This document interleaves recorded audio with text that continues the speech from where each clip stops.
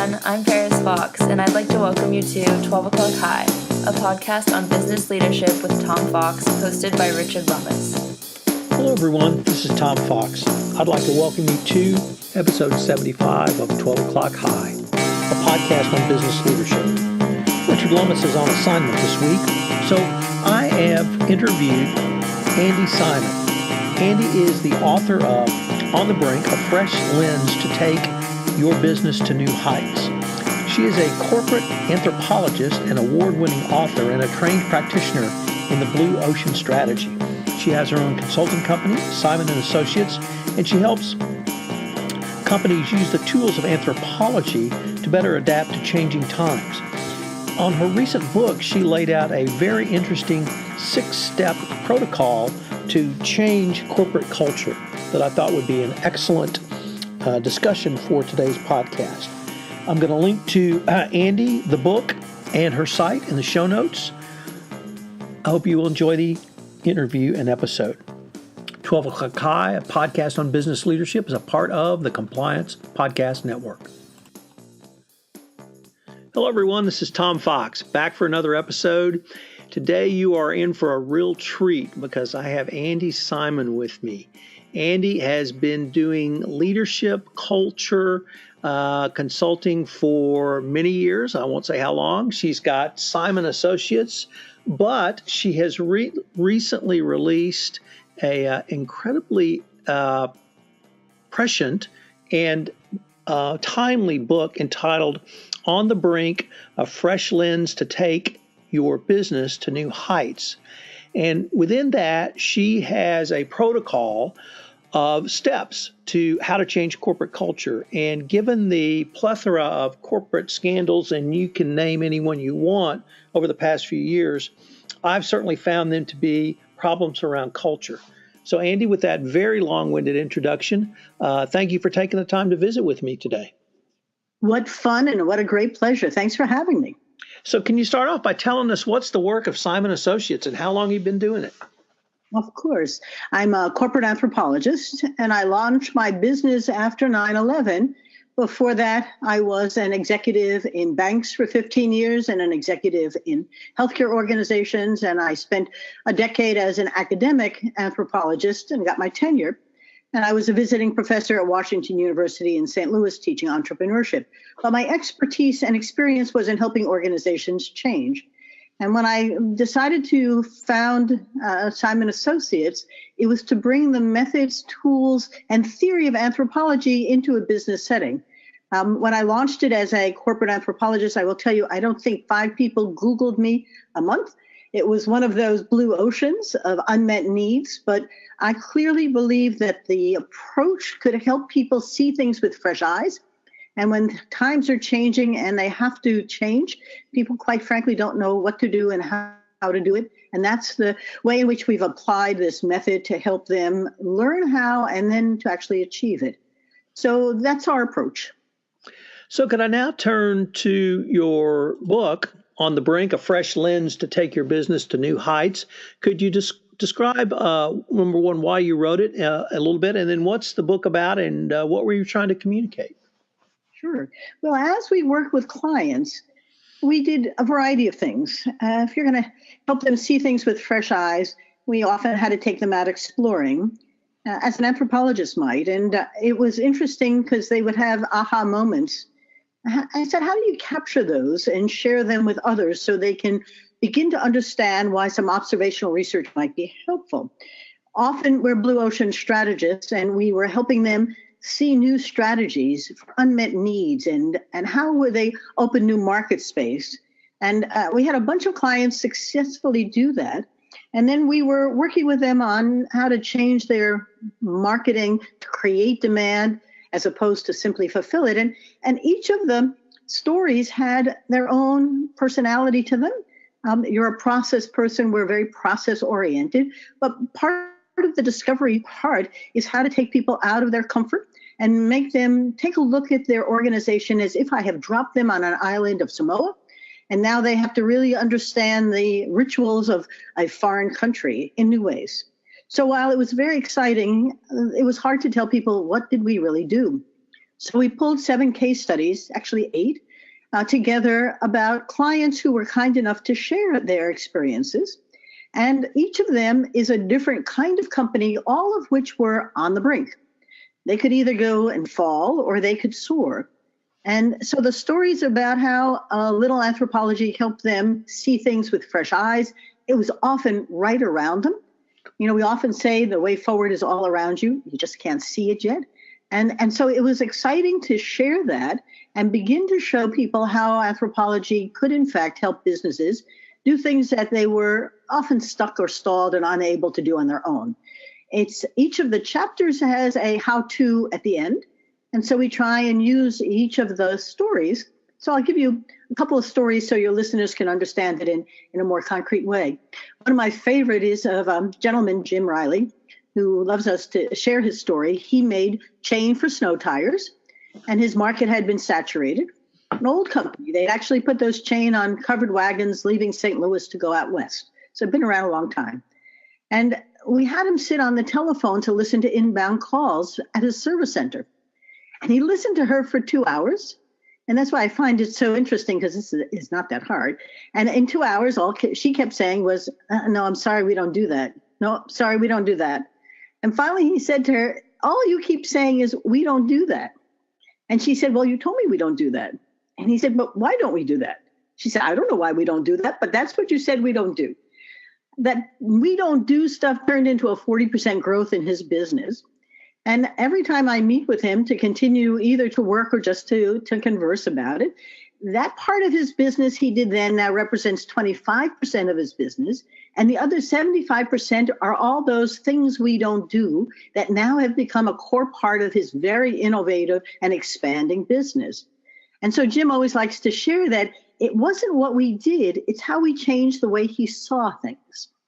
There's another great story in there. We do a lot of healthcare work, which is extremely important today because the cultures of merged organizations often can get very encumbering, and people can't quite figure out how to change. But this particular hospital system came to us and they wanted to become much more of a collaborative and innovative place.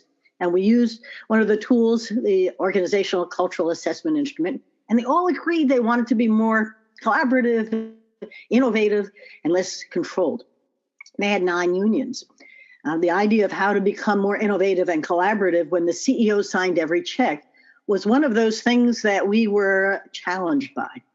But the story, as we outline it in the book, is to help others who realize that you can begin to change.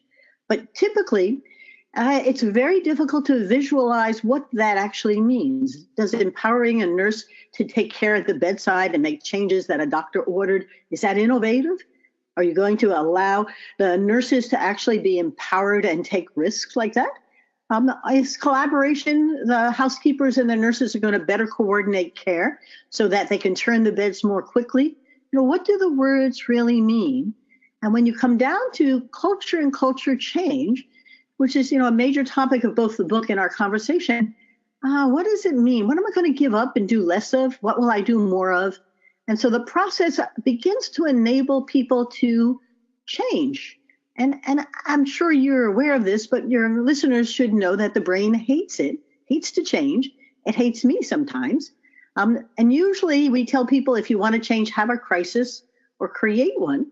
If not, it's very difficult to get the habits to stop controlling your day and instead allow some new things to begin to happen. So the process of transformation is not easy, but can be done. And my last one in my book that I always love to share was of a rather young company in the pharmaceutical industry, and nobody was buying their services. And we went out and we did, exploring with all of their potential clients who said, we really don't understand what it is they do. And so we created a seminar system that every Wednesday they would educate.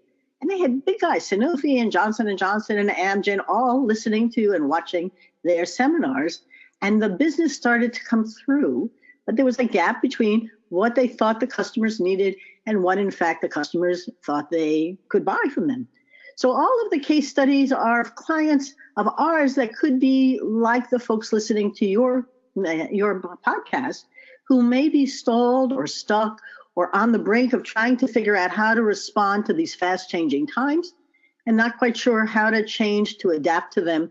We're working with one client who gave us a group of millennials and said, teach them to talk to their clients. This is in a professional service, white collar world. And the millennials know how to text really well, but not how to talk either on the phone or in person. So part of this is now retooling them with a process for beginning to get them comfortable to see themselves with new eyes. So as an anthropologist, most of the time we're trying to get people to stop for a moment and look at what they're doing as if they were observers of it, not in the midst of it. And when they have an aha moment, I can only tell you, Tom, as you probably know, they have an amazing brain that goes whoosh, and then it's easier to steer. So I hope that educates you and your audience a little bit about both On the Brink and the kinds of work that we do. So I'd now like to turn to your what I would call your protocol, but you've got how to change corporate culture in 6 steps. Could you go through each one of those steps for us? Absolutely. And you guide me on the detail you need, because we're sort of giving you a how-to in a half hour. And I'm delighted to, but we'll pace ourselves so that it's doable for your listeners. The first thing, and this is a very simple, wonderful tool developed by the University of Michigan, Dr. Kim Cameron and Robert Quinn, and it's run by an organization in the Netherlands that I'm affiliated with.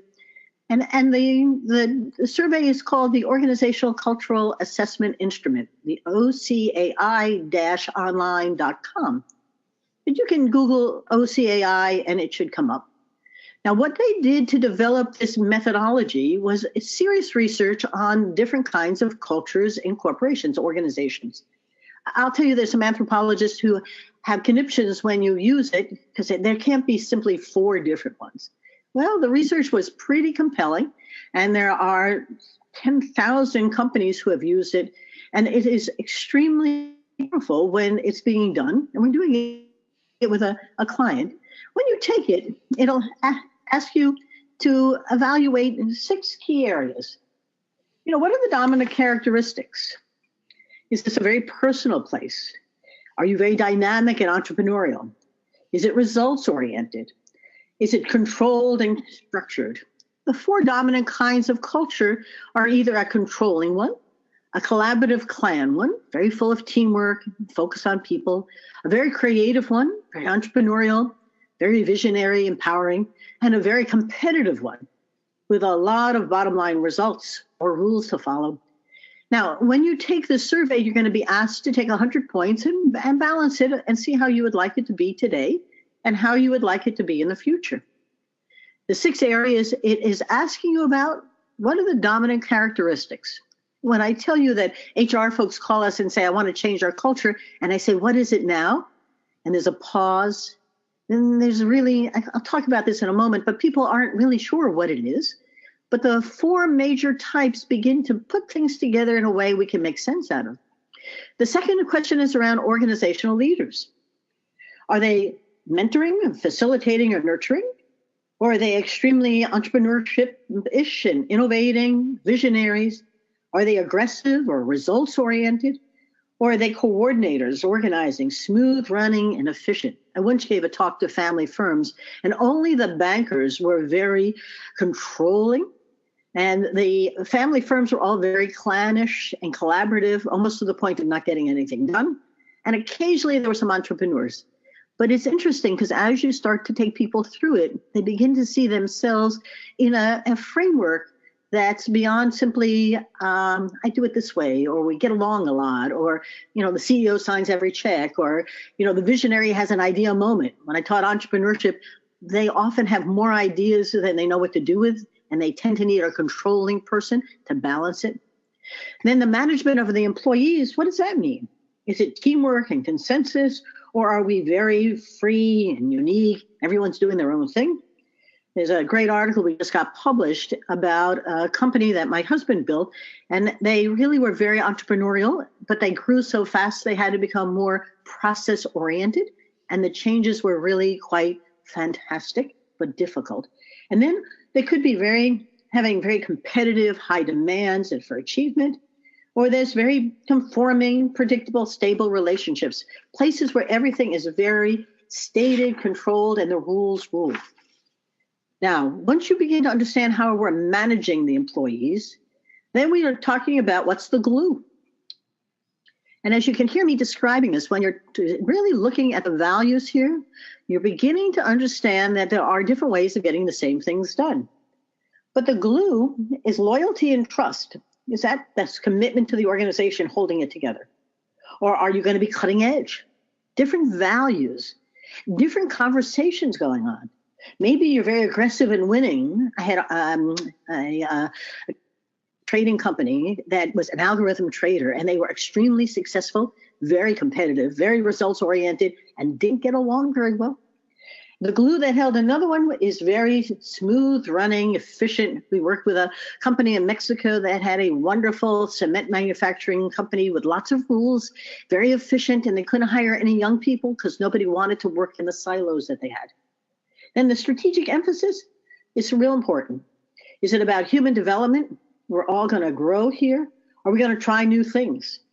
Are we going to have stretch targets and win in the marketplace, being the leading or the bleeding edge? And our smooth operations really what makes us so successful. I was a banker for 15 years during times of change. We were taking smooth running organizations and turning them into sales and service organizations. I can only tell you that very different emphasis, both for strategy, glue, management. And then the last thing is, how do we define success? Is it based upon teamwork, employment, concern for people, that we really get along? I worked with a family firm with 49 family members. That was truly all they cared about, and getting along. And are we going to be a product leader and an innovator? Or maybe our competitive market leadership is going to be key, or there's dependable delivery and we get that cement out just on time. When you go through this, it's the ocai-online.com, you will get a graph. And the graph will show you how you are today and how you would prefer to be. We wrote an article about this, several of them, but one in Forbes, because we studied 3,000 women and 3,000 guys. And what was so fascinating to us was that the women wanted more clan and innovation, a little less competition and much less rules. And the guys wanted exactly the same thing. So the tribe, the belonging, the believing that you really had an openness and trust was extremely important. And then being empowered and having a vision of where you were going was as well. And then getting results. Of course, we had to stay vibrant and really have a bottom line. And the last one was to be in a controlled environment. Top down was not particularly attractive. Now, once you have that, and you have a picture of where you are, where you're going, how do you get there? And so the process is, what does this mean? I see what tomorrow is. What do I prefer? Should I become less controlling and more empowering? How do I do that? Or is everybody in a free-for-all entrepreneurial firm and we need more processes and controls, or we won't get the results? As you begin to think about this, you begin to need a vision, a visualization of what it could become if, in fact, you could change. We're working with one client now, and it's a consolidation of foundations, and they want to bring them together so that they can all do better. And they think they can double or triple the amount of money they can bring in if only they worked better together. But the internecine rivalries are so keen that ruling is going to be a driver of trying to pull this together, because nobody's voluntarily giving up anything in order to build something that they don't trust would actually deliver better results. So it's quite fascinating. But the real key is to create a visualization, a story of how could you get things done tomorrow to triple what your results could be. And without that visualization, the brain doesn't know how to organize what it's doing so it can do it differently. Remember, the neurosciences are teaching us that we take the data, and that data then turns into a story in our brain, and we begin to see reality through the eyes or the lens of that story, and we sort all the things going on to just conform to it. Now, if I want to change that story, it becomes a habit, and all the habits drive our daily life. Comfortable, efficient. But now you want a new one. So how am I going to change the story so I can begin to see things in a new light. Step 4, once we have visualized tomorrow, then we've got to figure out how is it going to feel? What will we do more of or less of? So we have a bunch of tools in the toolkit that allows us to begin to articulate this. If we're going to be more entrepreneurial and results oriented and a little less controlling of the rules and less clannish and team building, company that all consensus and never gets anything done isn't terribly useful. But if we're going to do that, what will we do more of and less of? Let's articulate that. How will we start and stop things? What is sacred? And I often run a funeral for things that are very respected and important, but we don't ever want to see happen again. I used to work in a healthcare institution, and meetings were what we did. Nothing came out of the meeting. Nothing was an agenda for the meeting. Meeting was the way we got together, but not a way to manage. Giving those up was treacherous. People really liked coming together to meet, but not to get any work done or be accountable for it. So you can begin to feel how that would happen. You're laughing. It was very interesting to watch it. It's not the only place I've been. Consensus building took over and results never happened. So now we're beginning to frame this new story. We're beginning to articulate what we'll do more of and less of. And now we're beginning to move on to step 5. How do we begin to actually happen? So I don't care whether it's a healthcare organization or a CPA firm or an engineering firm, whatever it is that your listeners are in, you're going to have some small wins. We don't learn to play golf by getting a club and a book and hitting a ball. You got to practice. I know, because it's very hard to be good at golf, and I practice a lot. But once you hit the ball a couple of times really good, you go, this is what it feels like. It's exactly the same when you're changing your culture. I see what I want to be. And so now we have to get some really good small wins going. What will we change tomorrow? How will the folks who change the beds in a hospital and the folks who ask them to do it change how they collaborate to get something done differently? Let's create a pilot with a small win that we're going to do for the next 30 days. And every time it's done well, we will measure and celebrate. People love to get hugs, and it's very important to start to create a ritual of celebration. And every time it's not done well, there'll be a mentor or a coach to begin to redirect them. If you're working with the particular group of, I'll say millennials, for example, and they are really working with a different day in their life, like they play ping pong in the middle of the day, and sometimes they take thought walks, but they don't work the way the boomers did. And how are we going to begin to build a culture that respects the new while the boomers are still trying to figure out where their cubicles were and how can we have open space? So you need to begin to start with small wins. It's as if you're giving them rehearsal time to play on a different stage. And now, remember, culture isn't something you wear to work. It becomes who you are. And so if I'm going to change what you value, being told what to do is really good, but I'm going to be valued by how innovative I am. What does that mean? Because it changes who I am. I believe and I trust that this is going to happen if I do this, but not tomorrow.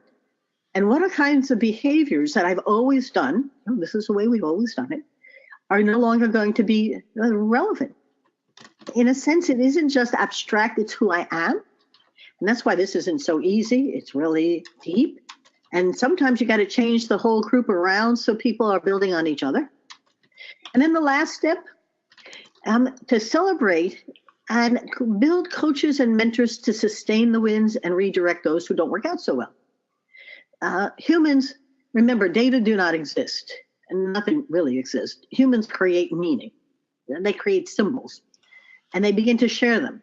And that's what a culture is. It's a shared set of beliefs and values that lead to behaviors that are celebrated and are ritualized so that we know what to do when we come to work every day, and even when we leave work. So really remember that you have to be careful here. You're challenging the essence of who people are, and things that didn't seem important can be very sacred to people when you're taking them away. We wrote an article recently, and we were talking to some healthcare colleagues, And they were telling us how difficult it was after a merger or an acquisition. The doctors who were making more money weren't exactly happy about giving up the freedom they used to have in the past. And the money wasn't enough to overcome the irritation of a whole different culture where they couldn't get things done the way they used to, and they weren't in control the way they always were. They really didn't like being in control the way they always were. But taking it away made it much more important and sacred than they ever realized beforehand. Staff had the same issues. Many more policies and procedures now. They were more efficient, but it wasn't more fun. And so as you're going through the process, you need to start with a good sense of where you're going. And then remember, people will tell you the words and then they will go back to the habits. They will say they love something new and then abort them before they can get going. And so it's a journey and it doesn't really end. But as you see the progress, oh my, if it really is right, you'll know it right away. And if you can get some data to help you demonstrate it, people will begin to believe it. But if you don't see it, you can't believe it. It isn't the other way around because your story is going to guide you. So that's our process, Tom. Does that help? That really does, and I really appreciate you taking us through that. Andy, unfortunately, we're near the end of our time, but I was wondering if someone wanted more information on either Simon Associates or the book On the Brink, where would they go? Oh, of course. We have two websites. One is simonassociates.net, and the other is a book website called andysimon.com. And info@andysimon.com can get to us easily. And we'd love to help your listeners however it might be, even if we just take them through the process again so they can begin to see how it could be relevant for their own organization. Tom, as you and I were preparing, there are so many culture really issues today, big ones, whether it's Uber or it's Wells Fargo or it's VW. I mean, there are too many things going on where the culture is being blamed and people and their culture aren't separate. This is about people who are living in a particular way and how it's all being reinforced, and change is not easy. So thanks for letting me share it. So I've been visiting with Andi Simon. She is I think cultural anthropologist, if I use that right, but certainly a corporate anthropologist. And she has correct. recently released a new book, On the Brink, A Fresh Lens to Take Your Business to New Heights. It's been a fascinating exploration of what you can do to affect culture change, not just when the disasters happen and you're under investigation, but during just a regular corporate life cycle. So, Andi, I really want to thank you for visiting with me, and I greatly look forward to continuing the conversation. I too. Thank you so much, Tom, for the opportunity. It's been a pleasure. Hello, everyone. This is Tom Fox again. I'd like to thank you for listening to this episode of 12 O'Clock High, a podcast on business leadership. If you have listened to this podcast on iTunes, I would hope that you would rate our podcast, as it would help in our rankings and help get the word out about one of the most unique podcasts on business leadership, where we take current events, movies, fiction, literature, and theoretical underpinnings of leadership to help you become the better business leader that you can be. Once again, thank you for listening to this episode, and I hope you'll join us again next week for another episode of 12 O'Clock High, a podcast on business leadership. 12 O'Clock High is a part of the Compliance Podcast Network.